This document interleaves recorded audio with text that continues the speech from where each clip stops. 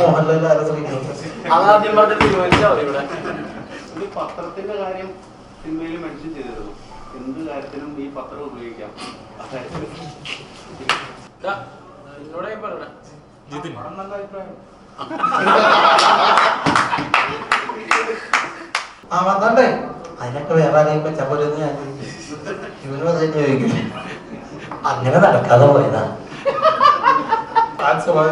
Role കണ്ടില്ലേ, ഒരു blade മാത്രം അത് ഞാൻ അവരെ ഇരുത്തിക്കൊണ്ട് പോയിട്ടല്ല, ഇത് ഫാക്ട് ആയ ഒരു കാര്യമാണ്.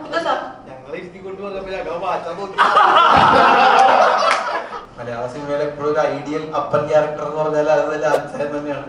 ഇതില് പുതിയൊരു ലാലിച്ചായന്റെ അപ്പൻ വേഷം നമുക്ക് കാണാം. ഇതിലെ ഈ അന്ധവിശ്വാസങ്ങളുടെ പുറകെ പോകുന്ന ആളുകളെ, പിന്നെ അതുപോലെ ഈ വിശ്വാസത്തെ ചൂഷണം ചെയ്യുന്ന ആളുകളെ നമ്മൾ ശ്രദ്ധിക്കണം എന്നുള്ളതാണ് ഇതിൽ പറയുന്നത്. ആൾക്കാർ നല്ലതും പറഞ്ഞിട്ട് നമ്മൾ മൊബൈൽ നോക്കുമ്പോ ഒരു നെഗറ്റീവ് ഹെഡിങ്ങിൽ ഒരു വീഡിയോ കാണുന്നുണ്ട്. അയ്യോ അപ്പൊ ഇഷ്ടപ്പെടാത്ത ആൾക്കാരുണ്ടോ എന്ന് പറഞ്ഞ് നമ്മൾ ആ വീഡിയോ ഓപ്പൺ ചെയ്ത് നോക്കുമ്പോ അതിന്റെ അകത്ത് എല്ലാരും പോസിറ്റീവ് പറയണം. ഈ വീഡിയോ എടുത്ത ആള് തന്നെ പോസിറ്റീവ് പറയണം. പക്ഷെ അതിന്റെ ഹെഡിങ് പക്ഷെ നമ്മളെ തളർത്തി. 3-4 സ്ഥലത്ത് മ്യൂട്ട് ചെയ്യിപ്പിച്ചിട്ടുണ്ട് ഡയലോഗ്. പക്ഷെ നമുക്ക് മനസ്സിലാവും ഇതായിരിക്കും പറഞ്ഞത്. ഒരു സഭയുടെ യാതൊരുവിധ അംഗീകാരവും ഇല്ലാതെയാണ് അങ്ങനെ ഒരു സംഭവം പ്രവർത്തിക്കുന്നത്. ചേട്ടാ,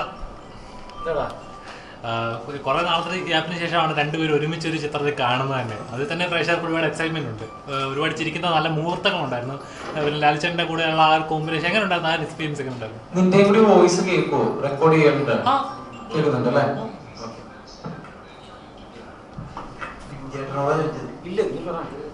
അടിപൊളി എക്സ്പീരിയൻസ് ആയിരുന്നു. ലാലിച്ചായനും കൂടി ശരിക്കും വേണ്ടതായിരുന്നു ഈ പരിപാടിക്ക്. കാരണം പടം കണ്ടിറങ്ങിയവരൊക്കെ ലാലിച്ചായനോട് അന്വേഷണം പറയണമെന്നാണ് പറഞ്ഞോണ്ടിരുന്നത്. ലാലിച്ചായ പൊച്ചില്ലേ, ഇങ്ങനൊരു അപ്പനെ കിട്ടാനും വേണ്ടേ? നമ്മള് പടത്തിന്റെ പ്രൊമോഷൻ ഇന്റർവ്യൂസിലും പറഞ്ഞിരുന്നു, മലയാള സിനിമയിൽ എപ്പോഴും ഒരു ഐഡിയൽ അപ്പൻ ക്യാരക്ടർ എന്ന് പറഞ്ഞാൽ അത് ലാലിച്ചായൻ തന്നെയാണ്. ഇതില് പുതിയൊരു ലാലിച്ചായന്റെ അപ്പൻ വേഷം നമുക്ക് കാണാം. ഈ അപ്പനും മക്കളായിട്ടുള്ള ഒരു സാധനമുണ്ട്, അച്ഛനും മക്കളുമായിട്ടുള്ള ഒരു പരിപാടിയുണ്ട് അശോകന്റെ ക്യാരക്ടർ. അപ്പൊ പടം കാണാത്ത ആൾക്കാരുടെ ഒരു ഇത് ഞാൻ കളയണില്ല. ആ 2 ട്രാക്കും ആണ് നമുക്ക്. ഞാനിന്ന് പടം കാണുമ്പോൾ ഞാൻ ഏറ്റവും കൂടുതൽ എൻജോയ് ചെയ്തൊരു ഏരിയ. വലിയ എക്സ്പീരിയൻസ് ആയിരുന്നു. കാരണം ഇവര് രണ്ടും ഇത്ര എക്സ്പീരിയൻസ് ആയിട്ടുള്ള ആൾക്കാരാണ്. അപ്പൊ അവരുടെ കൂടെ വർക്ക് ചെയ്യുന്നതും അവരുടെ കൂടെ ഇരുന്ന് അവരുടെ പഴയ കഥകളൊക്കെ കേൾക്കുന്നതായിരുന്നു ഞങ്ങൾക്ക് ഏറ്റവും വലിയ ഫൺ. അപ്പൊ ഇന്ന് നമ്മള് സ്ക്രീനിൽ കാണുമ്പോൾ ഭയങ്കര സന്തോഷം. ഇവരുടെയൊക്കെ കൂടെ സ്ക്രീൻ ഷെയർ ചെയ്യാൻ പറ്റിയത് തന്നെ ഭാഗ്യം. നിങ്ങളുടെ രണ്ടുപേരുടെ ഈ എഴുത്തിലാണെങ്കിലും അഭിനയത്തിലാണെങ്കിലും ഈ സീനിയർ ആക്ടേഴ്സിനെ ഭയങ്കരമായിട്ട് ഉപയോഗിക്കുന്നത് നമ്മൾ കണ്ടിട്ടുണ്ട്. മാത്രമല്ല അവരുടെ ഏറ്റവും ബെസ്റ്റ് ഔട്ട്കം നിങ്ങളുടെ സിനിമകളിലും കാണാറുണ്ട്. ശരിക്കും എന്താ കണ്ടു വളർന്ന അവരോടുള്ള ഒരു ട്രിബ്യൂട്ടാണ് പലപ്പോഴും എഴുതുമ്പോഴും കൂടെ അഭിനയിക്കുമ്പോഴൊക്കെ സംഭവിക്കണം. എടാ, ട്രിബ്യൂട്ടില് ഉപരിയായിട്ട് ഓരോ സെക്കൻഡ് നമ്മൾ ആസ്വദിക്കുക എന്ന് പറയില്ലേ. ഞാനിങ്ങനെ ലാലിച്ചായനൊക്കെ നിന്നിട്ട് ഇങ്ങനെ അഭിനയിക്കുന്നത് ഇങ്ങനെ കണ്ടിട്ടേ ഞാനിങ്ങനെ തന്നെ നോക്കി നിന്നിട്ട് അദ്ദേഹം എന്നോട് ചോദിച്ചിട്ടുണ്ട്, why are you staring at me എന്ന് ചോദിച്ചിട്ടുണ്ട്.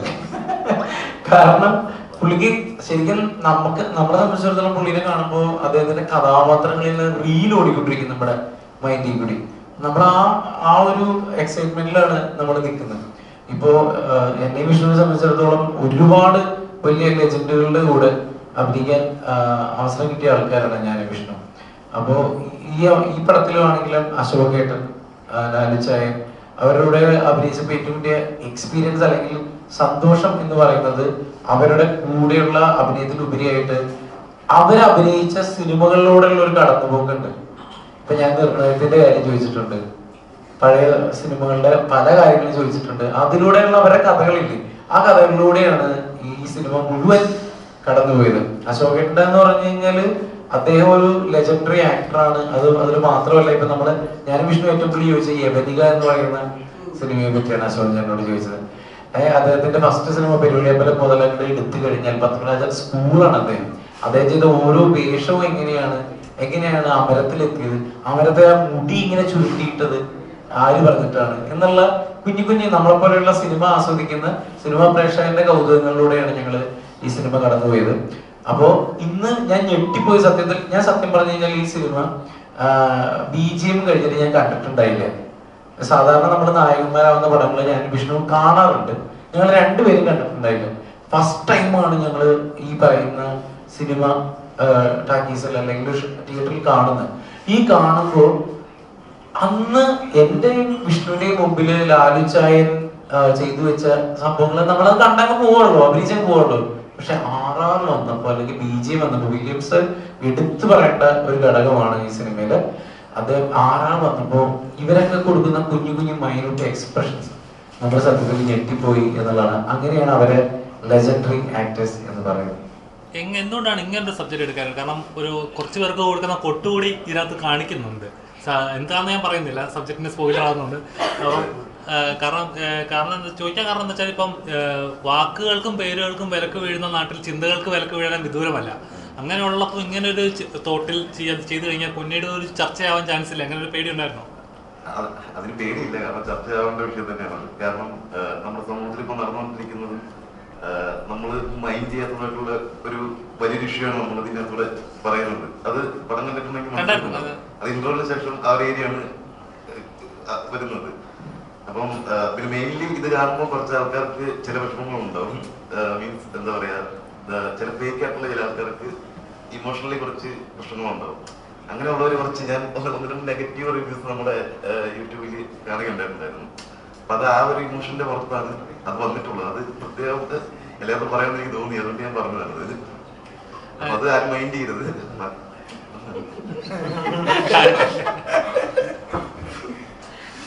Thank you. വിപിൻ ചേട്ടാ, അതിപ്പം വിപിൻ ചേട്ടൻ പറഞ്ഞല്ലോ, ഇപ്പൊ നമ്മൾ ഫസ്റ്റ് ഡേ ഇറങ്ങുന്ന സിനിമകൾക്കുണ്ടാകുന്ന ഒരു ഹൈപ്പ് ഉണ്ടല്ലോ, അതിപ്പം നിങ്ങൾക്കൊന്ന് വിശ്വസിക്കാൻ പറ്റത്തില്ല. ചേട്ടൻ പറഞ്ഞ എനിക്ക് ഫീൽ ചെയ്തു. കാരണം വെച്ചാൽ പലപ്പോഴും ആദ്യം വരുന്ന പ്രതീക്ഷയോടെ ഉണ്ടാകുന്ന റിസൾട്ട് പിന്നീട് രണ്ടാമത്തെ മൂന്നാമത്തെ ദിവസങ്ങളിൽ ഉണ്ടാവാറില്ല. അതുകൊണ്ടാണ് എപ്പോഴെങ്കിലും അങ്ങനെ ഒരു പേടി തട്ടിയിട്ടുണ്ടോ? പേടി തെറ്റിന്ന് വെച്ചാല് നമ്മളെ ഫസ്റ്റ് ഷോയില് നമ്മുടെ ആൾക്കാര്, നമ്മുടെ ക്രൂ, അങ്ങനെയാണല്ലോ എല്ലാവരും നമ്മൾ നന്നാവണമെന്ന് ആഗ്രഹിക്കുന്ന ആളുകളാണ് കൂടുതൽ സിനിമ കാണുന്നത്. അതിന്റെ ഒരു പോസിറ്റീവ് വൈബ് ഉണ്ടാവും. ഒരിക്കലും അതൊരു ഫേക്ക് ആണെന്ന് ഒരിക്കലും പറയാൻ പറ്റില്ല. ആ പോസിറ്റീവ് വൈബിലാണ് നമ്മളെപ്പോഴും തിയേറ്ററിൽ നിന്ന് ഇറങ്ങുന്നതും നമ്മൾ പടത്തിനെ പറ്റി പറയുന്നതും എല്ലാം. പക്ഷെ ഈ സിനിമയെ സംബന്ധിച്ചിടത്തോളം ഞാൻ വളരെ ഇന്നൊന്ന് പ്രിപ്പേർഡ് ആയിരുന്നു. ആക്ച്വലി ഞാൻ വിഷ്ണു ഒക്കെ കുറച്ച് പ്രിപ്പേർഡ് ആയിരുന്നു. എന്താണ് ഇതിന്റെ ജെന്യൂൻ ആയിട്ടുള്ള അഭിപ്രായം എന്നുള്ളത്. ഇപ്പോ കേരളത്തിലെ അങ്ങോളങ്ങളുള്ള തിയേറ്റേഴ്സിൽ നിന്നും ആളുകളിൽ നിന്ന് കിട്ടുന്ന റെസ്പോൺസ് ആണ് ഇപ്പൊ ഇതിന്റെ കറക്റ്റ് ജെന്യൂൻ ആയിട്ടുള്ള ഒരു അഭിപ്രായം ഞങ്ങളിലേക്ക് എത്തിയത്. സിനിമ അത്യാവശ്യം എന്നല്ല, നന്നായിട്ടുണ്ടെന്ന് തന്നെയാണ് അഭിപ്രായം. അത് തന്നെയാണ് മുന്നോട്ട് പോകുന്നത്. എന്നെയും വിഷ്ണുവിനെയും അല്ലെങ്കിൽ പുതിയ ഈ സംവിധായകരടക്കം എന്ന് പറയാണ് ഒരു ക്ലീൻ എന്റർടൈനർ. കാരണം ഈ സിനിമയിലെ ഏറ്റവും വലിയ പ്രത്യേകത ഇതില് തമാശയ്ക്ക് തമാശയുണ്ട്, നല്ല രീതിയിൽ തമാശയുണ്ട്. അത് കോമഡിയാണ് ഇതിന്റെ ബേസ്. പിന്നെ ഉള്ളത് ഈ പറഞ്ഞ പോലെ പാട്ടുണ്ട്, നല്ല ഫൈറ്റ് ഉണ്ട്, ഡാൻസ് ഉണ്ട്. അങ്ങനെ ഒരു ക്ലീൻ എന്റർടൈനർ ആണ് അപൂർവതന്മാർ എന്നുള്ളതാണ് ടോട്ടൽ. ഇപ്പൊ കേരളത്തിൽ ഇപ്പൊ ഇതുവരെ ഈ വൈകുന്നേരം ഞാൻ ഇറങ്ങുന്ന ഈ കാറിൽ നിന്ന് ഇറങ്ങുന്നവരെ കോളുകൾ അറ്റൻഡ് ചെയ്തിട്ടിരിക്കുകയായിരുന്നു. എല്ലായിടത്തു നിന്ന് കിട്ടുന്ന റിപ്പോർട്ട് സിനിമ സംസാരിച്ചതിന്റെ വിഷയം തന്നെയായിരുന്നു അമീർ ഖാന്റെ. അപ്പോ ഈ ഒരു പ്രത്യേക ഒരു മതവിഭാഗത്തിലിട്ട് അതിലൊരു പടം ചെയ്യുമ്പോൾ ആ ഒരു മതവിഭാഗത്തിൽ വേറെ പ്രശ്നങ്ങളൊന്നും ഉണ്ടാവില്ല എന്ന് ഉറപ്പുള്ളതുകൊണ്ടാണോ ആ ഒരു മതവിഭാഗം ചൂസ് ചെയ്യാൻ കാരണം? ഞാൻ ക്യാമറമാൻ ഷിൻഡോ ഇതിന് അവനെ ഞാന് ആക്ച്വലി നിങ്ങൾ ഈ പ്രത്യേക മതവിഭാഗത്തിൽപ്പെട്ട ആളാണ് ഞാൻ. അപ്പോ ഈ സബ്ജക്റ്റ് ആദ്യം കേട്ട സമയത്ത് എനിക്കൊരു ഭയമുണ്ട്. ഞാൻ ഈ സബ്ജക്റ്റ് ആദ്യം വായിച്ചു. അപ്പൊ ഞാൻ ഫസ്റ്റ് വർക്കാണ്. ഞാൻ പുള്ളിയോട് പറഞ്ഞു, ഡയറക്ടേഴ്സിന്റെ അടുത്ത് പറഞ്ഞു ഞാനത് ചെയ്യുന്നില്ല എന്നുള്ളൊരു തീരുമാനം ആദ്യം എടുത്തു. പിന്നീട് ഞാൻ ഈ സബ്ജക്റ്റ് ഈ പ്രത്യേക മതവിഭാഗത്തിലുള്ള മുന്തിയ ആൾക്കാരോട് പോയി ഡിസ്കസ് ചെയ്യും. അവിടുത്തെ ഈ പ്രത്യേക മതവിഭാഗത്തിലെ ഇതിലൊക്കെ പറഞ്ഞിരിക്കുന്ന ആളുകളോട് ഞാൻ ഡിസ്കസ് ചെയ്ത ശേഷം അവർക്കും ഇതുപോലത്തെ അന്ധവിശ്വാസങ്ങളോട് എതിർപ്പുള്ള ആളുകളുണ്ട് ഇവരുടെ ഇടയിൽ. അപ്പൊ അവിടെ നിന്നൊരു പോസിറ്റീവ് ആയിട്ടുള്ളത് കിട്ടിയതിന്റെ പേരിലാണ് ഞാൻ ഈ പടം ചെയ്യുന്നത്. ഇത് ഒരിക്കലും ഞാനും വിശ്വാസിയാണ്, എനിക്കും വിശ്വാസമുണ്ട്. പക്ഷെ നമ്മളൊരു വിശ്വാസത്തിൽ ഇകഴ്ത്തി കളയണമെന്നില്ല. ഇതിലെ ഈ അന്ധവിശ്വാസങ്ങളുടെ പുറകെ പോകുന്ന ആളുകളെ, പിന്നെ അതുപോലെ ഈ വിശ്വാസത്തെ ചൂഷണം ചെയ്യുന്ന ആളുകളെ നമ്മൾ ശ്രദ്ധിക്കണം എന്നുള്ളതാണ് ഇതിൽ പറയുന്നത്. അപ്പൊ അതൊരു നല്ലൊരു പോസിറ്റീവ് ആയിട്ടുള്ള ഒരു മെസ്സേജ് ആയിട്ടാണ് എനിക്ക് ഫീൽ ചെയ്തത്. അതിന്റെ പേരിലാണ് പിന്നീട് ഞാൻ ഈ പടം ചെയ്യാന്നുള്ളൊരു തീരുമാനം എടുത്ത് വരാനും ഇടയായത്. എവിടുന്ന് പൂനെയിലാണോ വീട്? ഞങ്ങളും അറിഞ്ഞിട്ടുള്ള നിനക്കറിയാലോ ഇതൊക്കെ. ആണോ?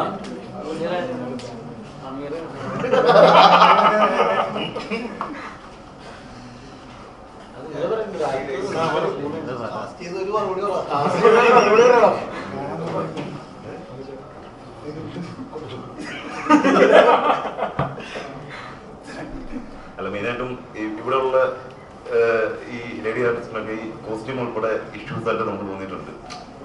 അപ്പം മെയിനായിട്ടും അതുകൊണ്ടാണ് പുറത്തുനിന്ന് ചൂസ് ചെയ്യുന്നത്. പിന്നെ സോങ് കണ്ടില്ലേ? സോങ്ങിൽ അത് ക്യാരക്ടറിന് അങ്ങനത്തെ ഒരു ആർട്ടിസ്റ്റ് ആവശ്യം ആണെന്ന് തോന്നിയിട്ടുണ്ടോ?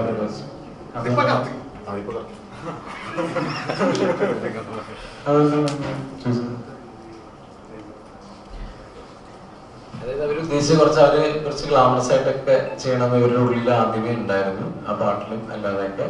അപ്പൊ അതിവിടെ ചൂസ് ചെയ്ത് കുറെ പേര് ഇവിടെ നോക്കി, അത് വർക്കായില്ല. അങ്ങനെയാണ് പുറത്തുനിന്ന് ആളെ ചൂസ് ചെയ്യുന്നത്. ബിബിൻ ചേട്ടാ ഇഷ്ടമുള്ള രണ്ടുപേരോടാണ്. കാരണം ഇപ്പോഴത്തെ ഒരു സൊസൈറ്റി നമുക്കൊരു പുതിയൊരു ലോ വന്നിട്ടുണ്ട്. ബോഡി ഷേമിങ് പോലും ഒരു കുറ്റകരമായിട്ടൊരു ഇതാണെന്ന് പറഞ്ഞിട്ട് ഇപ്പോൾ ഒരു ലോ വന്നിട്ടുണ്ട്, ഹൈക്കോടതി അംഗീകരിച്ചിട്ടുണ്ട്. അപ്പം പണ്ട് നമ്മൾ ചെയ്തുകൊണ്ടിരിക്കുന്ന സ്ക്രിപ്റ്റിൽ ഒരു ഹാസ്യം ഉൾപ്പെടുന്ന അത് എങ്ങനെ വേണോ നമുക്ക് നമ്മുടെ ഇഷ്ടത്തിന് നമ്മുടെ ഭാവനയിൽ ചെയ്യാൻ പറ്റുമായിരുന്നു. ഇന്നൊരു സാധനം സ്ക്രിപ്റ്റ് ചെയ്യുന്ന സമയത്ത് 10 തവണ ആലോചിക്കണം, ഇത് എങ്ങനെയായിരിക്കും അയാൾക്ക് ഫീൽ ആകുന്നത്, ഇത് സ്ക്രീനിൽ വന്നു കഴിഞ്ഞാൽ നാട്ടുകാർക്ക് എങ്ങനെയായിരിക്കും ഫീൽ ആകുന്നത് എന്ന് 10 തവണ എങ്കിലും ചിന്തിച്ചിട്ട് ഒരു കാരണം എഴുതാം. അങ്ങനെ ചിന്തിക്കുമ്പോൾ പ്രശ്നം എന്താ വെച്ചാൽ നമുക്ക് ആ ഒരു സിറ്റുവേഷൻ ചിലപ്പം വർക്കൗട്ട് ആയെന്ന് വരത്തില്ല.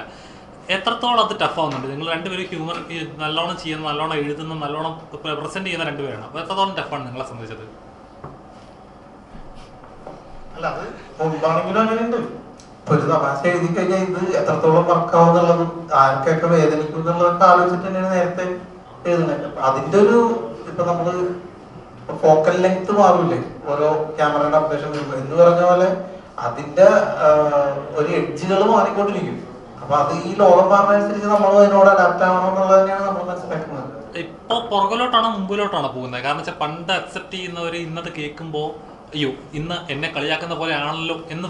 അതെ, ലോകം അങ്ങനെയാണല്ലോ ഇപ്പൊ പറഞ്ഞുകൊണ്ടിരിക്കുന്നത്. അപ്പൊ അതിനനുസരിച്ച് എല്ലാരും മാറും. അപ്പൊ എഴുത്തുകാരും അതിനനുസരിച്ച് മാറണം എന്നുള്ളത് തന്നെയാണ്. നമ്മളും അതിനനുസരിച്ച് മാറുന്നുണ്ട്. ഇനി ഈ സിനിമയിൽ എന്ന് പറഞ്ഞു കഴിഞ്ഞാല് അങ്ങനത്തെ ഒരു തമാശയൊന്നുമല്ല ഇത്. ഈ സിനിമ ആക്ച്വലി അതിന് വേണമെങ്കിൽ ഒരു എക്സാമ്പിൾ ആയിട്ട് പറയാവുന്ന ഒരു സിനിമ. കാരണം ഇതിലെ സിറ്റുവേഷനുകളാണ് ഹ്യൂമർ അല്ലേ? ഇപ്പൊ തിയേറ്ററിൽ നല്ല പൊട്ടിച്ചിരിയായിരുന്ന അതെല്ലാം ഒരിക്കലും ഒരു വെർബൽ കോമഡിയോ ആരെങ്കിലും ബോഡി ഷെയിം ചെയ്യുന്ന കോമഡിയോ ഒന്നും അല്ലല്ലോ. ആ സിറ്റുവേഷനിൽ ഇവര് പെടുന്നു എന്നുള്ളതാണ് നമ്മൾ ചിരിക്കാണ്ടായ കാര്യം അല്ലേ? അങ്ങനത്തെ സിറ്റുവേഷൻ കാണുക എന്നുള്ളതാണ് നമ്മൾ സിനിമയിൽ മിസ് ചെയ്തോണ്ടിരിക്കുന്നത്. ഈ സിനിമയിൽ അങ്ങനത്തെ കുറെ മുഹൂർത്തങ്ങളുണ്ട്. അത് എൻജോയ് ചെയ്യാനായിട്ട് എല്ലാവരും തിയേറ്ററിലേക്ക് വരും. ഇതിനോട് ചേർത്തുള്ള ഒരു ചോദ്യം, അപ്പൊ നിങ്ങൾ രണ്ടുപേരാണല്ലോ ഞാൻ നേരത്തെ ചോദിച്ചിട്ട് കഴിഞ്ഞ 10 വർഷത്തിൽ ഏറ്റവും നല്ല കോമഡി സ്ക്രിപ്റ്റുകൾ എഴുതിയിട്ടുള്ള രണ്ടുപേരും. അപ്പം ശരിക്കും നിങ്ങൾക്കും അതൊരു പ്രഷറാണല്ലോ, കോമഡി എഴുതുക അല്ലെങ്കിൽ കോമഡി സിനിമകൾ ഉണ്ടാക്കാൻ. അപ്പൊ ഈ വേറെ ജോണറൊക്കെ ട്രൈ ചെയ്യാൻ വേണ്ടിട്ട് ഈ കോമഡി ടാഗ് ഭയങ്കര പാടാവുന്നുണ്ടോ? എടാ, വേറൊരു ട്രാക്ക് ഞങ്ങൾ പിടിച്ചതാണ് നമ്മുടെ വെടിക്കെട്ട് അല്ലേ? വെടിക്കെട്ടില് അത്യാവശ്യം നമ്മള് ആക്ച്വലി ഞങ്ങൾ ഒരിക്കലും സീരിയസ് ആവണം എന്ന് വിചാരിച്ചിട്ട് എഴുതിയ പടമൊന്നുമല്ല വെടിക്കെട്ട്. വെടിക്കെട്ടുള്ള സബ്ജക്ട് വളരെ ഇപ്പൊ നമ്മൾ പറഞ്ഞതിന് അതിന്റെ അത്രയൊക്കെ ഭയങ്കര കനമുള്ള സബ്ജക്റ്റ് ആയിരുന്നു. പക്ഷെ അതിൽ ഹ്യൂമർ ഉണ്ടായിരുന്നു. ലാസ്റ്റ് ടൈം ആയപ്പോ നമുക്ക് എഡിറ്റിംഗിലൊക്കെ വരുമ്പോ എപ്പോഴും തമാശയാണ് മാറ്റപ്പെടുന്നത്. മനസ്സിലായില്ലേ? നമ്മുടെ സബ്ജക്റ്റും കഥയും കാര്യങ്ങളും വരുമ്പോൾ തമാശകളാണ് നമ്മൾ എഡിറ്റിംഗ് ഹ്യൂമർ അല്ലെങ്കിൽ കഥ മുന്നോട്ട് പോട്ടെ എന്നുള്ളത്. അപ്പൊ അങ്ങനെ ശ്രമിച്ചതാണ് ഞങ്ങള് വെടിക്കെട്ട്. പക്ഷെ ഈ സിനിമയെ സംബന്ധിച്ചിടത്തോളം ഇതിന്റെ ഒരൊറ്റ ഉദ്ദേശശുദ്ധിയുള്ളൂ. ഇവർ രണ്ടുപേരെ ഞാൻ രജിത്തേന്റെയും ഈ പറയുന്ന ശ്രീധരനെയും വെച്ച് രചിച്ചുകൊണ്ട് തന്നെ പറയണം. ഇവർ രണ്ടുപേരുടെയും ഉള്ളിൽ സത്യം പറഞ്ഞു കഴിഞ്ഞാൽ ഇവരുടെ ഉള്ളിലൊരു തമിഴ് പടം ശിവകാർത്തികേയന്റെ ഒക്കെ പടങ്ങളില്ലേ, അതേപോലത്തെ പടം ഇറക്കണമെന്ന് ആഗ്രഹിച്ചിട്ടാണ് ഇവര് ഈ പടമൊക്കെ ഷൂട്ട് ചെയ്യുന്നത്. ഇവരുടെ മീറ്റർ ഏതാണ്, ഇവരുടെ കണ്ടന്റ് ബേസ് അതായിരുന്നു. അല്ലാതെ ഇതിൽ വേറെ ഒരു കാര്യവും അവര് അതിനെ പറ്റി ഒന്ന് ചിന്തിച്ചാൽ അവര് കൃത്യമായിട്ട് അതിന് എന്താ പറയുന്ന എഴുതിയിട്ടുണ്ട്. അത് ഞങ്ങൾ എക്സിക്യൂട്ട് ചെയ്തിട്ടുണ്ട്. പിന്നെ ഇതിൽ ഈ സിനിമയിൽ ഏറ്റവും വലിയ ബലം ഇപ്പൊ നിങ്ങൾ ചോദിച്ചില്ലേ, ഒരാൾ ചോദിച്ചല്ലോ ഇവിടുത്തെ കുറെ പേരെ ചെറുതായിട്ടെങ്കിലും ഇത് ചെയ്തിട്ടില്ലെന്ന്. അത് നമ്മൾ കണ്ടിട്ട് കൈയടിക്കണമെങ്കിൽ നമ്മളിപ്പോ ഫസ്റ്റ് ഷോ കഴിഞ്ഞു, സെക്കൻഡ് ഷോ കഴിഞ്ഞു അല്ലെ, ഓഡിയൻസ് അത് ആ സർക്കാസം അല്ലെങ്കിൽ നമ്മൾ ആരെയാണോ ഉദ്ദേശിച്ചത് അത് കണ്ടിട്ട് ഓഡിയൻസ് കൈയടിക്കണമെങ്കിൽ 99% പേരുടെ അഭിപ്രായം അത് തന്നെയാണ് എന്നാണ് ഞാൻ മനസ്സിലാക്കുന്നത്. ചിരിക്കണമെങ്കിൽ സത്യമല്ലേ? അപ്പൊ ആ കൈയടി സിനിമയ്ക്ക് അർഹ എന്ന് പറഞ്ഞ അർഹരാണ് ഞങ്ങള് ആ കൈയടി. അത്രേ ഉള്ളൂ. നമ്മുടെ മലയാള സിനിമയിൽ നമ്മളെ ജീവിച്ച കുറെ കോംബോ ഉണ്ടല്ലോ, നമ്മുടെ ദിലീപ് അതേപോലെ മോഹൻലാല് അതേപോലെ ഒരു കോംബോ ക്രിയേറ്റ് ആവുന്ന പോലെ തോന്നുന്നില്ല നിങ്ങൾ രണ്ടുപേരും അഭിനയിക്കുമ്പോൾ? അതങ്ങനെ ആയി വരുന്നതാണോ അതോ മോഹൻലാൽ അതാദ്യം പറഞ്ഞ തീരുമാനിച്ചാൽ മതി ഇവിടെ. അല്ല അങ്ങനെ അങ്ങനെ ഇൻസ്പയർ ആയിട്ടുണ്ടോ? അങ്ങനെ ഇത് അങ്ങനത്തെ ഒരു പരിപാടിയേ അല്ലല്ലോ. അല്ല അങ്ങനെ നിങ്ങൾ പറഞ്ഞില്ലല്ലേ? സിനിമ മാത്രല്ല ഞാൻ പടം പറഞ്ഞത്. കണ്ടില്ലേ? ഈ സിനിമ മാത്രല്ല പറഞ്ഞത്. ഈ പടം കണ്ടോ? അല്ല ഞങ്ങൾ ഒരുമിച്ച് വേറെ ഒരു പടത്തിൽ ഹ്യൂമർ ചെയ്തിട്ടില്ല. ഫസ്റ്റ് ടൈമാണ് അതറിയാം. നമ്മൾ പറയുമ്പോഴേ ഞാൻ വിഷ്ണു കോമഡി പടങ്ങൾ എഴുതുകയാണ്, ഞാൻ ഇൻഡിവിജ്വലി പടങ്ങൾ ചെയ്യുന്നു, ഇവൻ ഇൻഡിവിജ്വലി പടങ്ങൾ ചെയ്യുന്നു. പക്ഷെ നിങ്ങൾ ആലോചിച്ച് നോക്കി, ആദ്യമായിട്ട് A to Z ഞാനും ഇവനും ഹ്യൂമർ കൈകാര്യം ചെയ്യുന്ന ആദ്യത്തെ പടമാണിത്. സത്യമല്ലടാ? പിന്നെ ഈ പറഞ്ഞ പോലെ അങ്ങനെ പ്രത്യേകിച്ച് മനഃപൂർവ്വം ഒന്നും ചെയ്യാൻ പറ്റില്ലല്ലോ ബ്രോ. ഇതൊക്കെ സംഭവിക്കലാണ്. ബ്രോയുടെ നാവും പൊന്നാവട്ടെ, അതേപോലെ നല്ലൊരു കോമ്പോ ആവട്ടെ ഞാൻ വിഷ്ണു. മുമ്പ് അങ്ങനെ പറഞ്ഞിട്ടുണ്ടായിരുന്നോ? കോമഡി നിങ്ങൾ രണ്ടുപേരും ഒരുമിച്ച് ത്രൂ ഔട്ട് കോമഡി സിനിമകൾ വന്നണ്ടേ? അതിനൊക്കെ വേറെ ആരെയും പറ്റാൻ പോലെ ഞാൻ ഇവനും അത് തന്നെ ചോദിക്കില്ല. അങ്ങനെ നടക്കാതെ പോയതാ. കൃഷ്ണയുടെ ഇപ്പൊ പോകുന്ന ഒരു ജേർണിയിൽ ഇപ്പൊ ചെയ്തു വരുന്ന കഥാപാത്രം PDN ചെന്നതിന്റെ അതിന് വേണ്ടിയിട്ട് ട്രാൻസ്ഫോർമേഷൻ ചെയ്ത് ഫൈറ്റുകൾ ചെയ്ത് കുറെ ഒരു കരിയർ വേറൊരു ഗ്രാഫ് വരുന്ന ചിത്രമായിരുന്നത്. അപ്പൊ അതേപോലെ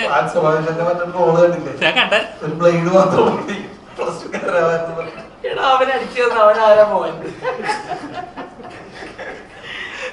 അപ്പം അതേപോലെ നമ്മൾ എഫേർട്ട് ഇട്ട് ചെയ്യുന്ന ഒരു ഇതുണ്ടല്ലോ. ഇപ്പൊ കരിയറിൽ അങ്ങനെ ഒരു ഇനി വരാൻ പോകുന്ന ഒരു ചിത്രം എന്ന് പറയുന്നതായിരിക്കും ഇനി ഇതുവരെ ചെയ്തതെന്ന് വെച്ച് അങ്ങനെ പറയാനായിട്ടില്ല. വരുന്നുണ്ട് അപ്പൊ അണിയറയിൽ ബിബിൻ ചേട്ടാ എന്താ ഇതേപോലെ കരിയറിൽ ഒരു ബ്രേക്ക് വരുന്നു, അല്ലെങ്കിൽ ഇപ്പൊ കൂടുതലിനകത്തെ പെർഫോമൻസ് ഒക്കെ ഉണ്ട്, ഫൈറ്റ് സീൻസ് ഒക്കെ അത്ര എഫേർട്ട് എടുത്ത് ചെയ്യുന്നതായിട്ട് ഞങ്ങൾക്ക് ഫീൽ ചെയ്തു ആ സീനിൽ. അപ്പോൾ ഒരു ആക്ടർ എന്ന നിലയിൽ എത്രത്തോളം എക്സ്ട്രീമിലായി ആവാൻ ശ്രമിക്കുന്നുണ്ടോ അതേപോലെ ഒരു ആക്ടറാണ് താങ്കളും. അപ്പോൾ അങ്ങനെ ഒരു താങ്കളുള്ളിൽ ആക്ടറിനെ ചലഞ്ച് ചെയ്യുന്ന ലെവലിലുള്ള പെർഫോമൻസ് അല്ലെങ്കിൽ ഇനി ഒരു കഥാപാത്രം വരാണ്ട് ഉണ്ടോ? വരാനുണ്ടോന്ന് ചോദിച്ചാൽ പിന്നെ അങ്ങനെ ഉണ്ടല്ലോ. നമ്മൾ ഓരോന്നും ചെയ്ത് തന്നെയല്ലേ പഠിക്കുന്നത്. ഞാൻ എപ്പോഴും എൻ്റെ ഒരു കാര്യം ഞാൻ എല്ലാ ഇന്റർവ്യൂവിലും പറയുന്നതാണ്. എന്നെ സംബന്ധിച്ചിടത്തോളം സിനിമയുടെ ജയപരാജയങ്ങളിൽ ഉപരിയായിട്ട് ഓരോ സിനിമയും എന്റെ വിജയങ്ങളായിട്ട് കൂട്ടുന്നതാണ് ഞാൻ ഭയങ്കര ഹാപ്പി ആ കാര്യത്തിലൊക്കെ. ഈ പറഞ്ഞ പോലെ കൂടുതലാണെങ്കിലും ഇപ്പൊ ഈ സിനിമയാണെങ്കിലും ഇനി വരാനിരിക്കുന്ന ശുക്രനാണെങ്കിലും എല്ലാം വേറെ വേറെ ജോണറിലാണ് ഞാൻ ചെയ്യുന്നതെന്നുള്ള വിശ്വാസം എനിക്കുണ്ട്. ഇപ്പോ നമ്മള് ബോംബ് കഥയിലൊരു പാവം ആളാണെങ്കിൽ യമണ്ടൻ പ്രേമ, അടുത്ത പടം എന്റെ യമണ്ടൻ പ്രേമകഥയിലെ വില്ലനായിരുന്നു, സൈക്കോ ആയിരുന്നു. അതിനു മുമ്പ് റോൾ മോഡൽസ് ആയിരുന്നു. പിന്നെ തിരുമാലിയിലെ വീണ്ടും പാവം ബോബിയായിരുന്നു. അപ്പൊ എന്നെ സംബന്ധിച്ചിടത്തോളം ഇങ്ങനെ പ്രത്യേകിച്ച് ഹീറോ എന്നുള്ളതിൽ ഉപരിയായിട്ട് സംഭവങ്ങൾ ഇങ്ങനെ വരിക, സിനിമകൾ ചെയ്യുക, ഏതെങ്കിലും ഒരു വെള്ളിയാഴ്ച നമ്മളുടേതാവുക എന്നുള്ളതാണ്. ഈ വെള്ളിയാഴ്ച എന്റേതാണെന്ന് ഞാൻ വിശ്വസിക്കുന്നു ഉറച്ച്. അപൂർവ ഉത്തരന്മാരുടെ തീർച്ചയായും. അതായത് ചേട്ടാ രണ്ടുപേരോടാണ് ഇപ്പൊ നമ്മൾ ആസിഫിക്കാട് ഒരു അഭിമുഖത്തിൽ കണ്ടൊരു ഇതാണ്. കാരണം ഈ സോഷ്യൽ മീഡിയയിൽ ഉണ്ടാകുന്ന ക്രിറ്റിസിസം അറ്റാക്കുകൾ, അതിപ്പം നമ്മൾ വന്ന വഴികൾ, നമ്മൾ കഷ്ടപ്പെട്ട വഴികളോ മറ്റുള്ളവർ അറിയണമെന്നില്ല. നമ്മുടെ സക്സസ് മാത്രമായിരിക്കും ചിലപ്പോൾ അവർ കാണുന്നത്. അതിന് മുമ്പുള്ള ജീവിതമോ അതിന് പെട്ട പാടോ അവർ അറിയുന്നില്ല. പക്ഷെ ഇത് ക്രിറ്റിസൈസ് ചെയ്യുമ്പോൾ അല്ലെങ്കിൽ കുറ്റപ്പെടുത്തുമ്പോഴോ ഉണ്ടാകുന്ന ഒരു ട്രോമയുണ്ട്. അത് പിന്നെ അവർ പറഞ്ഞു പോകുമായിരിക്കും. പിന്നീട് നമ്മൾക്ക് ഉണ്ടാകുന്ന ഒരു പെയിൻ ഉണ്ടല്ലോ, അത് മാറാൻ ടൈം എടുക്കാറുണ്ട്. അപ്പം നിങ്ങളുടെ ലൈഫിൽ അങ്ങനെ എപ്പോഴെങ്കിലും അങ്ങനെ ഫേസ് ചെയ്ത് വന്നിട്ടുണ്ടോ? രണ്ടുപേരും പറയാം. അല്ല, ഇതിൽ വളരെ സിമ്പിൾ ആണ്. ഒരൊറ്റ ഉദാഹരണത്തിന് ഞാൻ വേണമെങ്കിൽ തീർത്തു തരാം. ഒരു പുഴയില് ഒരാള് വെള്ളത്തിൽ വീണിട്ട് ജീവശ്വാസത്തിന് വേണ്ടിയിട്ട് അയാൾ കടകാലടിക്കാണ്. കടകാലടിക്കാൻ അയാൾക്ക് ജീവിക്കാൻ പറ്റുന്നില്ല. അയാൾ ഇപ്പൊ വെള്ളത്തിൽ മുങ്ങിപ്പോവും, മരിക്കും, അയാൾക്ക് ജീവനില്ല. പക്ഷെ അയാൾ എവിടേക്കോ നീന്തി കടകാലടിച്ച് അല്ലെങ്കിൽ ഒരു ചെറിയൊരു മരക്കൊമ്പ് പിടിച്ച് എന്നെ തന്നെ കുടിക്കും. ഞാനാന്ന് വിചാരിച്ചു വെള്ളത്തിൽ വീണ ആള്. ആ വെള്ളത്തിൽ വീണ ആള് ഞാൻ ഒരുവിധം അത് ആരും ഞാൻ കിടന്ന് അലറുന്നുണ്ട്, എന്നെ ആരെങ്കിലും രക്ഷിക്കൂ എന്ന് പറഞ്ഞ് ഞാൻ അലറുന്നുണ്ട്. ആരും കേട്ടിട്ടില്ല, ഒരാളെ കേൾക്കുന്നില്ല, എന്നെ അന്വേഷിച്ചിട്ടില്ല. പക്ഷെ എവിടേക്കോ കിട്ടിയ ഒരു കുഞ്ഞി മരക്കൊമ്പില് ഞാൻ പിടിച്ച് ചെറുതായിട്ട് ഞാൻ ജസ്റ്റ് വന്ന് കരയിൽ അടിഞ്ഞു. ആ കരയിൽ അടിഞ്ഞു കഴിഞ്ഞപ്പോ എന്റെ മേലൊക്കെ നനഞ്ഞിരിക്കല്ലേ, ഷർട്ടൊക്കെ ഒന്നും അങ്ങോട്ടും ഇങ്ങോട്ടൊക്കെ മാറിയിട്ടുണ്ടാവും, ചിലപ്പോ ഞാൻ മുണ്ടായിരിക്കും ഇടുന്നത്, മുണ്ടൊന്നും നീങ്ങിയിട്ടുണ്ടാവും. പക്ഷെ ഞാൻ ആ പറ്റത്ത് കിടക്കൂലേ, ശ്വാസം വിട്ടിട്ട് ഇങ്ങനെ ഈ ശ്വാസത്തിൽ ഞാൻ അവിടെ കിടക്കുമ്പോ ഒരുപാട് പേര് ഓടിക്കൂടിയിട്ട് പറയും, ദേ മുണ്ട് മാറി കിടക്കുന്നു, ദേ ശരീരം ഒട്ടി കിടക്കുന്നു, അയ്യേ ഇയാളെന്ത് ഈ ഷർട്ട് ഇട്ടിരിക്കുന്നത്, ഇയാളെന്ത് ഇങ്ങനെ, ദേ മുടി മാറി കിടക്കുന്നത്, അങ്ങനെ ക്രിറ്റിസൈസ്. ഞാൻ അവിടെ കടകാലടിച്ചത് കണ്ടിട്ടില്ല. അത്രേ ഉള്ളൂ. അത് ആസിഫ് എന്നല്ല, എനിക്ക് തോന്നുന്നു മലയാള സിനിമയിൽ ആരൊക്കെ ഇതുവരെ മുന്നോട്ട് വന്നിട്ടുണ്ടോ, നമ്മുടെ മുമ്പിലുള്ള ലെജൻഡറി ആക്ടേഴ്സ് ആരൊക്കെ ഉണ്ടോ, അവരെല്ലാവരും ഈ വെള്ളത്തിൽ കിടന്ന് കടകാലടിച്ചിട്ടുണ്ട്. പക്ഷെ ആ കുറ്റം പറയുന്നവരെയും നമ്മൾ ഒന്നും പറയുന്നില്ല, കാരണം അവരതേ കണ്ടിട്ടുള്ളൂ, അല്ലേ? That's it. ഒരു പത്രത്തിന്റെ കാര്യം സിനിമയിൽ മെൻഷൻ ചെയ്തിരുന്നു. എന്ത് കാര്യത്തിനും ഈ പത്രം ഉപയോഗിക്കാം.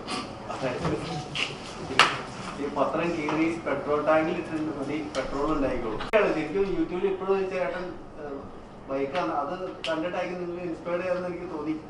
നമ്മൾ കേട്ടിട്ടുണ്ട്, ഓഡിയോ കേട്ടിട്ടുണ്ട്. വർക്ക്ഷോപ്പുകാരൻ പെട്രോൾ ടാങ്ക് ക്ലീൻ ചെയ്തിട്ട് എന്താന്ന് വെച്ചപ്പോ അയാൾ പറഞ്ഞു, ഞാൻ പെട്രോൾ അടിക്കാൻ പോയപ്പോ പെട്രോൾ തീർന്നു പോയി, അപ്പൊ പത്രം ഉണ്ടായിരുന്നു, കീറി ടാങ്കിൽ ഇട്ടു. ഈ കാര്യം നിങ്ങൾ അത് ചൂട്ടി തോന്നി. അതെല്ലാരും കേട്ടിട്ടുള്ള കാര്യമാണല്ലോ, പക്ഷെ അത് തിയേറ്ററിൽ ഉണ്ടാക്കിയ എഫക്റ്റും നിങ്ങൾ കണ്ടതല്ലോ. കാര്യത്തിന് ആ പത്രം ഉപയോഗിക്കാം. ഇപ്പോഴത്തെ സിനിമ പ്രൊമോഷൻ പോലെ ഇല്ല, അല്ല മുന്നത്തെ സിനിമ പ്രൊമോഷൻ പോലെ ഇല്ല സിനിമ പ്രൊമോഷൻ. നമ്മളിപ്പോ ഈ കൂടെ നടക്കുന്നതും വീഡിയോ എടുക്കുന്നതൊക്കെ എന്തെങ്കിലും ബുദ്ധിമുട്ട് തോന്നിയിരുന്നോ? ഈ ഓൺലൈൻ പാപ്പരാത്തികൾ കാണിച്ച് വല്ലാത്ത രീതിയിൽ നമുക്ക് നെഗറ്റീവ് തരുന്ന രീതിയിലൊക്കെ സംസാരം വരുന്നത്, എടുക്കുന്നത് ശരിയല്ല, ഇടുന്നത് ശരിയല്ല, ഇങ്ങനെയല്ല വരേണ്ടത് എന്നുള്ള രീതിയിലേക്ക് എന്ത് തോന്നുന്നു? നിങ്ങൾക്ക് എന്താ അഭിപ്രായം?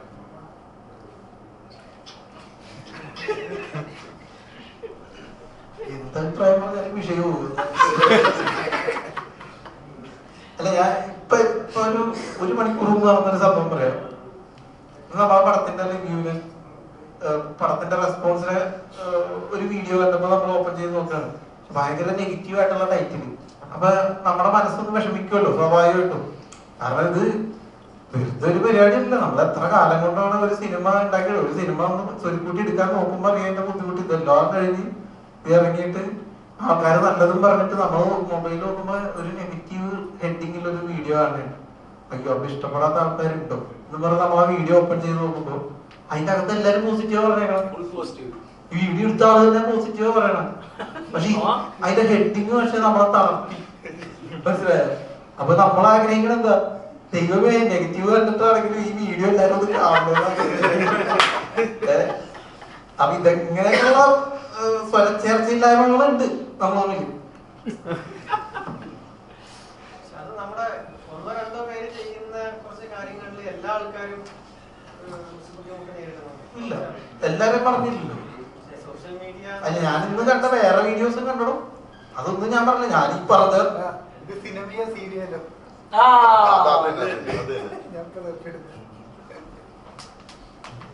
ഇതിന് ബേസിക്കലി നമ്മളിലേക്ക് തന്നെ ഒന്ന് നോക്കിയാൽ മതി.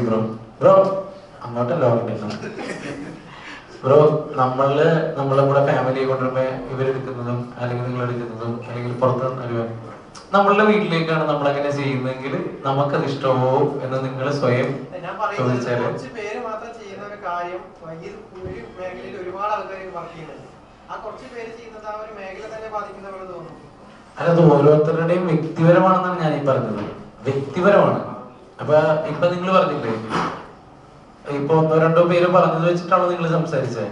അത് ഞങ്ങളോട് ചോദിക്കുമ്പോ ഞങ്ങൾക്ക് അതല്ല, ഞങ്ങളുടെ വ്യക്തിപരമാണ്. അതും വ്യക്തിപരമാണ്, നിങ്ങൾ ചോദിച്ചതും വ്യക്തിപരമാണ്. എല്ലാം വ്യക്തിപരമാണ് ആക്ച്വലി. ബ്രോ, അതെല്ലാ മേഖലയിലും ഉണ്ടല്ലോ. നമ്മൾ നേരത്തെ ഒരു പത്രത്തിന്റെ കേസ് പറഞ്ഞല്ലേ, അപ്പം ആ പത്രത്തിന്റെ കേസും അത് ഒരു അതും ഒരു അതും നെഗറ്റീവ് പോസിറ്റീവ് എക്സോർ ആയി. പക്ഷെ ഈ നമ്മളൊരു അതിന്റെ ഡീപ്പിൽ പോയി കഴിഞ്ഞാൽ ഒരു സഭയുടെ യാതൊരുവിധ അംഗീകാരവും ഇല്ലാതെയാണ് അങ്ങനെ ഒരു സംഭവം പ്രവർത്തിക്കുന്നത്. അപ്പൊ അതിലും ഒരു നെഗറ്റീവ് പോസിറ്റീവ് ഉണ്ട്.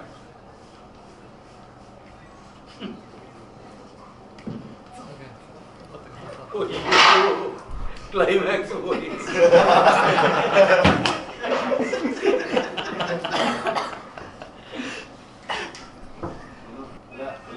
സാധാരണക്കാരായ ചായക്കടക്കാരെ 2 വാക്കുകൊണ്ട് നിങ്ങൾ ഏറെ കയറ്റിയവരാണ്.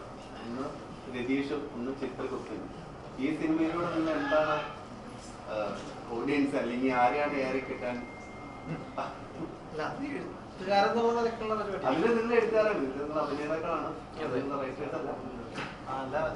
ഇതില് അതേപോലെയുള്ള എല്ലാ വരുമ്പരായികളും എഴുത്തുകാരും സംവിധായകരും ഇതിനെയാണ് നൈസായിട്ട് കൈയൊഴിയാന്ന് പറയുന്നത്. നിനക്കെന്തോ ചോദിക്കാണ്ടല്ലോ, ഇത് ലിഫ്റ്റിൽ നിന്ന് ചോദിച്ചല്ലോ എന്തോ എന്നോട് ഞാൻ പറയണ നല്ല അഭിപ്രായം.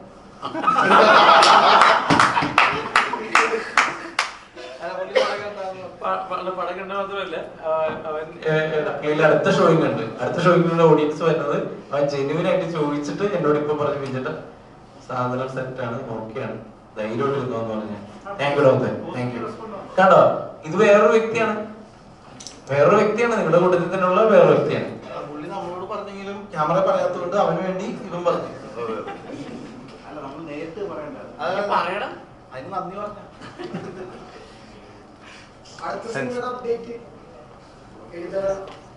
നിനക്കടുത്ത് ഇന്റർവ്യൂ എപ്പോഴാന്ന് അറിയാനല്ലേ? ഞാനും വിഷ്ണു ഒരു കാര്യം പറയട്ടെ, ഞങ്ങള് രണ്ടുപേരും കൊറോണ സമയം മുതൽ 2-3 സ്ക്രിപ്റ്റുകൾ റെഡിയാക്കി ഓൾറെഡി വെച്ചിരിക്കാം. ഒരിക്കലും ഞങ്ങളുടെ അഭിനയം കൊണ്ടിട്ട് ഞങ്ങളുടെ എഴുത്തില് ഒരു ഉഴപ്പും അല്ലെങ്കിൽ ഇന്നുവരെ വേണ്ടാന്നും ഞങ്ങൾ തീരുമാനിച്ചിട്ടില്ല. ഇപ്പോഴും ഞങ്ങളുടെ കയ്യിൽ കൃത്യമായിട്ട് പറഞ്ഞാൽ ഒരു 3ഓളം സ്ക്രിപ്റ്റുകൾ ഞങ്ങൾ തീർത്തു വെച്ചിരിക്കാം. പക്ഷെ ആർട്ടിസ്റ്റുകളുടെ പുറകെയാണ്, അവരുടെ ഡേറ്റിന്റെ ഇഷ്യൂ, ഈ പറയുന്ന എല്ലാവരും തിരക്കിലാണ്, വലിയ താരങ്ങളാണ്, അതുകൊണ്ടിട്ട് മാത്രമാണ് ഡിലേ. ഈ കൊല്ലം എന്തായാലും ഒരു സിനിമ അനൗൺസ് ചെയ്യുമെന്ന് എന്റെ വിഷ്ണുവിന്റെ വിപിൻ ജോർജ് വിഷ്ണു ഡിവിഷന്റെ തിരക്കഥയിൽ ഒരു സിനിമ ഉണ്ടാവും. ഇല്ല, സംവിധാനത്തിലില്ല, മുടിയൊക്കെ ഇപ്പൊ വന്നേ ഉള്ളൂ തിരിച്ച്. അതുകൊണ്ട് ഇപ്പൊ തൽക്കാല സംവിധാനത്തിലൊക്കെ ഞാനില്ല. നീ പോണ്ടോ? പറഞ്ഞല്ലോ വലിയ താരങ്ങളാണെന്ന് പറഞ്ഞു. ഇപ്പൊ വലിയ താരങ്ങൾ ഇല്ലെങ്കിൽ സിനിമ വിജയിപ്പിക്കാൻ പാടാണെന്ന് തോന്നിയോ? അങ്ങനെയല്ല, നമ്മള് കൃഷ്ണൻ വലിയ താരമായിരുന്നു. അല്ല, നമ്മൾ എഴുതിയ പടത്തിൽ നമ്മൾ തന്നെ അഭിനയിച്ചിട്ടുണ്ടല്ലോ. അതങ്ങനെയല്ല, ഇപ്പൊ എഴുതിയേക്കുന്ന സ്ക്രിപ്റ്റ് പക്ഷെ നമുക്ക് തന്നെ ചെയ്യാന്ന് പറയുന്ന പോലത്തെ പരിപാടിയല്ല. അത് കഥയും ആ കഥാപാത്രം ഡിമാൻഡ് ചെയ്യുന്ന ആൾക്കാർ തന്നെ വരണമെന്ന് നമ്മൾ ആഗ്രഹിക്കുന്നോണ്ടാണ് വൈകുന്നത്.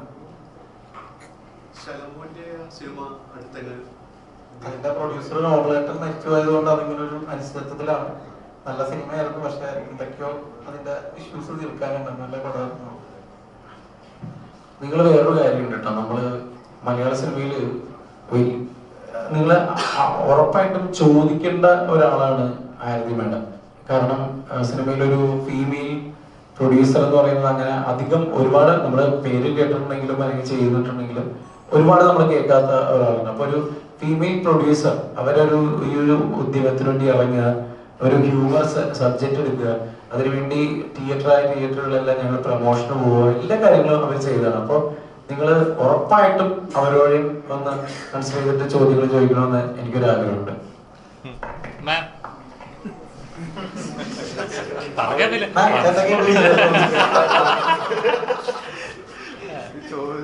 First of all congratulations. അപ്പം എന്തായാലും ഇപ്പം നമ്മൾ ഒരു സിനിമ ചെയ്യാന്ന് പറയുന്നത് ചെറിയൊരു കാര്യമല്ല, അതൊരു കൂട്ടായ്മയുടെ എഫേർട്ടാണ്. അപ്പം ഇങ്ങനൊരു സബ്ജക്റ്റ് ചെയ്യുന്ന സമയത്ത് എത്രത്തോളം ചാലഞ്ചസ് ഫേസ് ചെയ്യേണ്ടി വന്നിട്ടുണ്ട്? ആക്ച്വലി ഇത് ഫസ്റ്റ് ഞാൻ ഈ ഒരു സബ്ജക്റ്റ് കേൾക്കുമ്പോൾ ഏകദേശം ഇപ്പോഴൊന്നും അല്ല, കുറേ പുറകോട്ട് പോകണം. അപ്പൊ അന്നൊരു ജസ്റ്റ് കണ്ടന്റ് മാത്രം കേട്ടു. അതിനകത്തൊരു അന്നേ എനിക്ക് തോന്നിയിട്ടുണ്ട് അന്ന് ഇത് ഇത്രയും നമ്മൾ ഈ പറയുന്നതിനകത്തൊരു കോൺട്രവേഴ്ഷ്യൽ എലമെന്റ് ഒന്നും അത്രയും ഇതായിട്ടില്ല, റെലവൻസ് ആയിട്ട് നമുക്ക് തോന്നിയിട്ടില്ല. പിന്നീടാണ് അത് കൂടുതലായിട്ട് വന്നത്. പക്ഷെ എങ്കിൽ പോലും അങ്ങനെ ചിന്തിച്ചല്ലോ, അത് നല്ലൊരു പോയിന്റ് ആണല്ലോ. എന്തുകൊണ്ടാണ് ആരും ഇതുവരെ ഇങ്ങനെ ഒരു സിനിമ ചെയ്തില്ല, ഇതൊക്കെ ചൂണ്ടിക്കാട്ടി ആരും ഇങ്ങനെ ഒരു സിനിമ ചെയ്തില്ല എന്ന് ചിന്തിച്ചിട്ടുണ്ട്.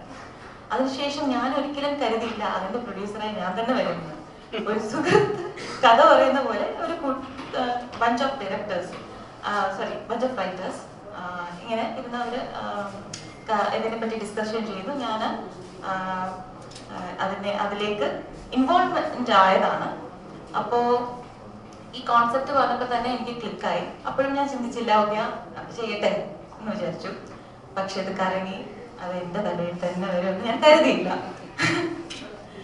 വന്നപ്പോ actually Vishnu and Bibin George എന്നുള്ളൊരു കോമ്പിനേഷൻ എനിക്ക് ഭയങ്കര ഇഷ്ടമാണ്.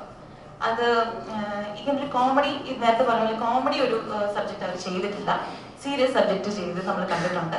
അല്ലാതെ സെപ്പറേറ്റ് ആയിട്ടാണ് അവർ ഓരോ നല്ല നല്ല പ്രൊജക്ട്സ് ചെയ്തിട്ടുള്ളത്.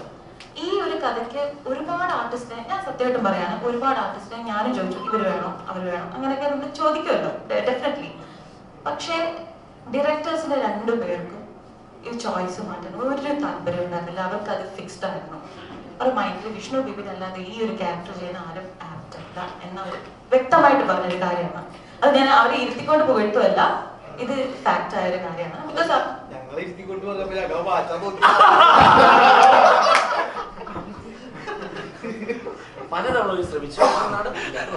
അങ്ങനല്ല, നമുക്ക് തോന്നുമല്ലോ ആസ് എ പ്രൊഡ്യൂസർ. ഞാൻ പല എലമെന്റ്സും കാര്യങ്ങളും എല്ലാം വിചാരിച്ചു ഞാൻ ചോദിച്ചിട്ടുണ്ട്, ഫ്രാങ്ക് ആയിട്ട് പറയാണ്.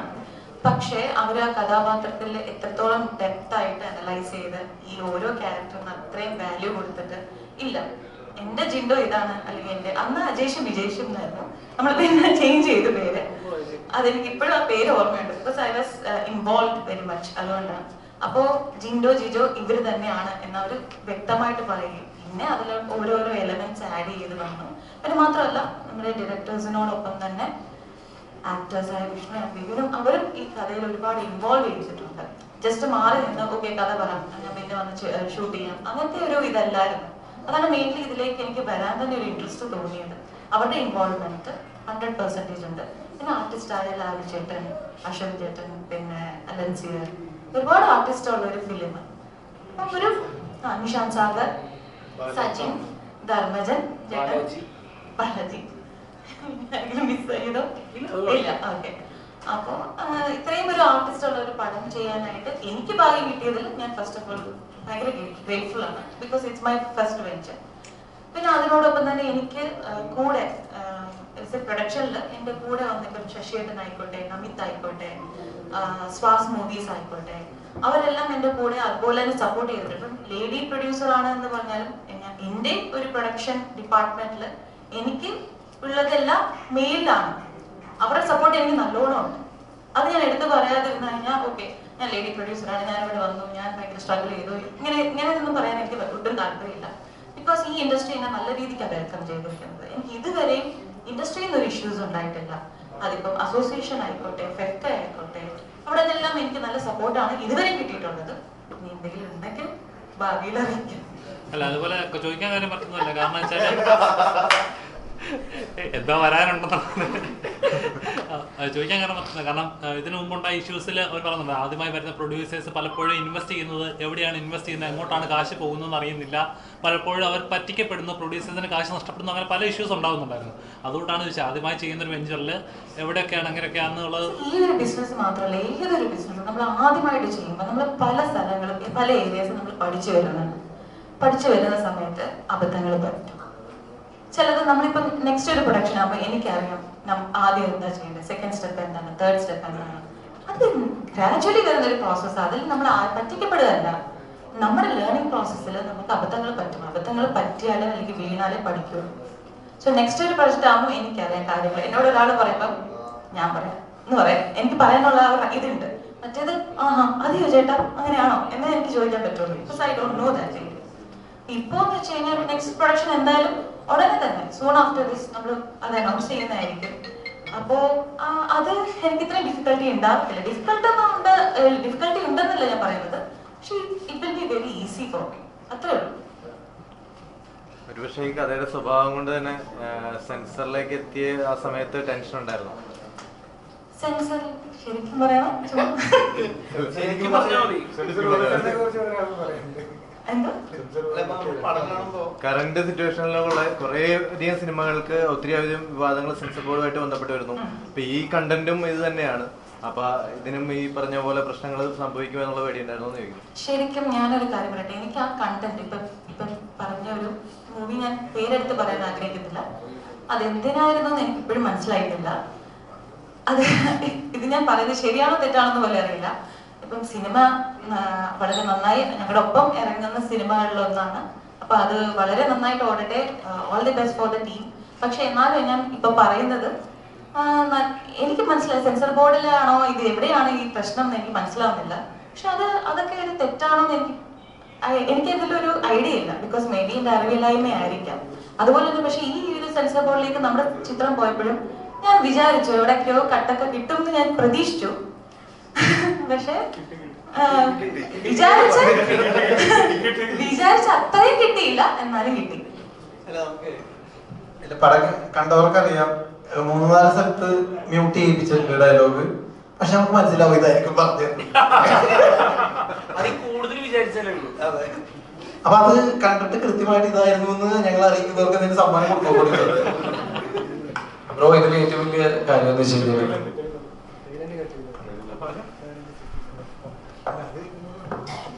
പടത്തിലെ ടൈലന്റിൽ ഒരു സീൻ വരുന്നുണ്ടായിരുന്നു.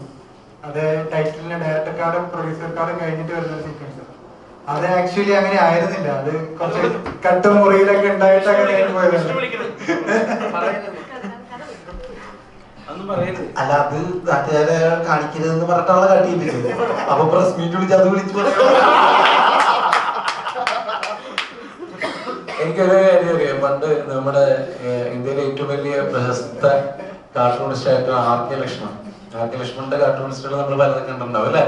ആർ.കെ. ലക്ഷ്മൺ അതായത് ഇന്ത്യയുടെ പോവർട്ടി ദാരിദ്ര്യമൊക്കെ ഇത്രയും മനോഹരമായിട്ട് എടുത്തു കാണിച്ച ഒരു കാർട്ടൂണിസ്റ്റ് വേറെ ഇല്ല. അദ്ദേഹം ആർ.കെ. ലക്ഷ്മൺ എഴുതുന്ന എല്ലാ സാധനവും സർക്കാസമായിട്ടും ആ ഒരു തമാശ രൂപേണ എടുത്തിരുന്ന ഒരു നാടാണ് നമ്മുടെ. അന്ന് ഏറ്റവും കൂടുതൽ അദ്ദേഹം വിമർശിച്ചിരുന്നത് നമ്മുടെ പ്രധാനമന്ത്രി ജവഹർലാൽ നെഹ്റുവിനെയായിരുന്നു. ജവഹർലാൽ നെഹ്റുവിനെയായിരുന്നു ഏറ്റവും കൂടുതൽ.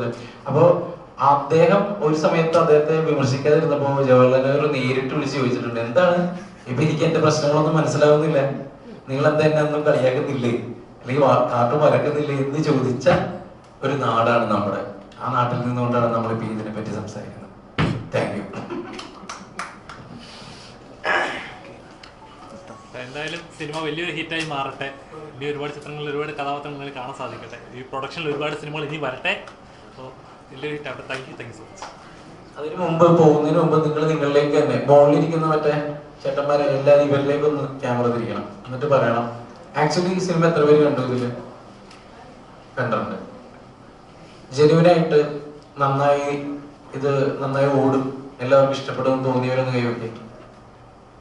Yes, thank you. അപ്പൊ ബാക്കിയുള്ളവര് കാണാത്തവർ ഇന്ന് തന്നെ കാണുക. ബാക്കിയുള്ളവര് കണ്ടവര് വളരെ സന്തോഷം, നന്ദി.